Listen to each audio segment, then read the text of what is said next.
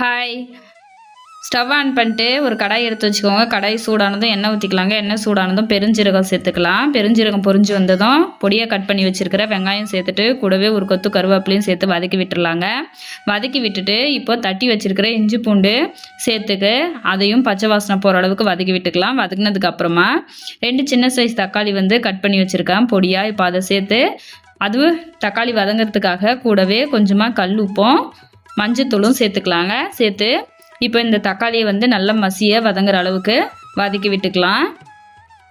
வதக்கி விட்டதுக்கு அப்புறமா தக்காளி பாருங்கள் நல்லா வதங்கி வந்துருச்சு. இப்போ வதக்கி விட்டதுக்கு அப்புறமா கூட மசாலா சேர்த்துக்கலாம். மிளகாத்தூள், காஷ்மீரி மிளகாத்தூள், தனியாத்தூள் இது 3 சேர்த்துருக்கேங்க. மசாலாவோட பச்சை வாசனை போகிற அளவுக்கு வதக்கி விட்டதுக்கு அப்புறமா கொஞ்சமாக தண்ணி சேர்த்துக்கலாம்.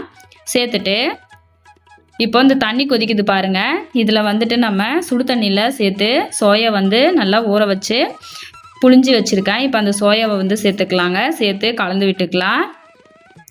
கலந்து விட்டுட்டு இப்போ இதுக்கு தட்டு போட்டு மூடி வச்சிடலாங்க. அது ஒரு பக்கம் வேகட்டும். அடுப்பை மீடியம் ஃப்ளேமில் வச்சுக்கோங்க. ஒரு மிக்ஸி ஜார் எடுத்துகிட்டு அதில் பெருஞ்சீரகம், மிளகு, 2 கிராம்பு, சின்ன துண்டு பட்டை, 2 ஏலக்காய் இதெல்லாம் சேர்த்துட்டு நம்ம இப்போ இதை பவுடராக அரைச்சி எடுத்துக்கலாங்க.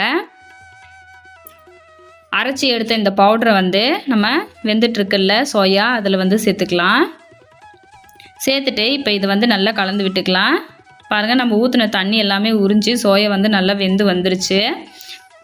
அவ்வளோதான். ரொம்பவே சூப்பரான நம்ம சாதத்துக்கு சைட் டிஷ்ஷாக வச்சு சாப்பிடலாம். வெரைட்டி சாதத்து, தக்காளி சாதம், பிரிஞ்சி சாதம் இது எல்லாத்துக்கூடவும் சாப்பிட்லாங்க. ரொம்ப டேஸ்ட்டாக இருக்கும். சூப்பரான சோயா சுக்கா ரெடி ஆயிடுச்சு. இப்போ ஃபைனலாக கொத்தமல்லி இலையை தூவிட்டு நம்ம கலந்து விட்டுக்கலாம்.